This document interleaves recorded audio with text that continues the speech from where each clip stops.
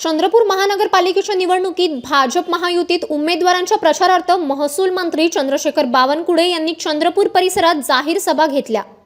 त्यांनी महायुतीच्या विजयाचा विश्वास व्यक्त करत सांगितले की सुधीर मुनगंटीवार, हंसराज अहिर व किशोर जोरगेवार यांच्या नेतृत्वात भाजप महायुतीला मोठा विजय मिळेल।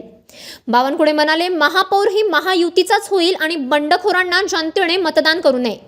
त्यांनी विकासासाठी भाजप सेनेला मतदान करण्याचे आवाहन यावेळी महसूल मंत्री चंद्रशेखर बावनकुळे यांनी केले। 2047 चा चंद्रपूरचा निर्णय आताच करावा लागणार आहे।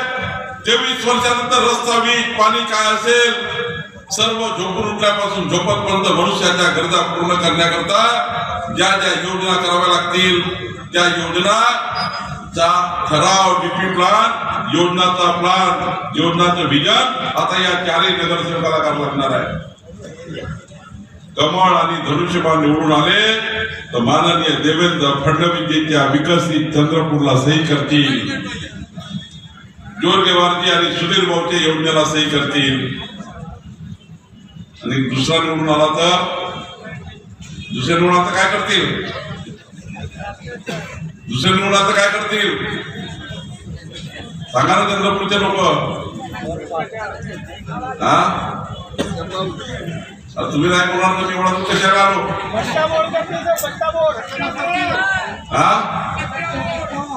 पट्ट्या बोल करतील। तुम्हाला हे समजतं ही केंद्रात मोदीजीचं सरकार आहे, राज्यात देवेंद्रजीचं सरकार आहे, डबल इंजिन सरकार आहे, पालकमंत्री आपले, आमदार आपले आहे।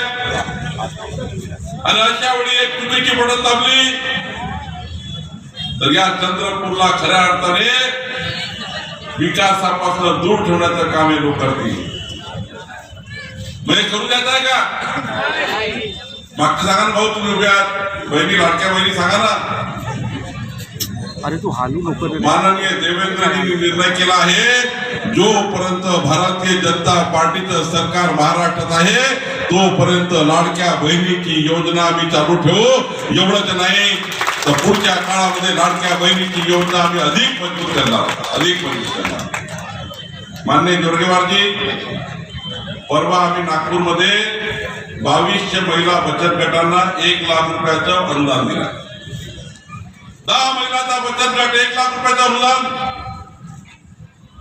या 10 महिलांनी गट तयार करायचा, 1 लाख रुपयाचं अनुदान घ्यायचं आणि स्वयंरोजगाराचा निर्णय करायचा। आमचे चारही उमेदवारांना माझी विनंती आहे, निवडून आल्याबरोबर तुम्ही एक 50 महिलांचे बचत गट तयार करा। माननीय जोरगेवारजी सही करतील, अशोकराव उईके सही करतील। आमच्या खनिकर्म महामंडळाच्या निधीतनं आम्हाला या ठिकाणी या शहराच्या 50 महिला बचत गटाच्या, या वार्डाच्या 50 महिला बचत गटांना 1 लाख रुपयाचं अनुदान द्यायचं आहे।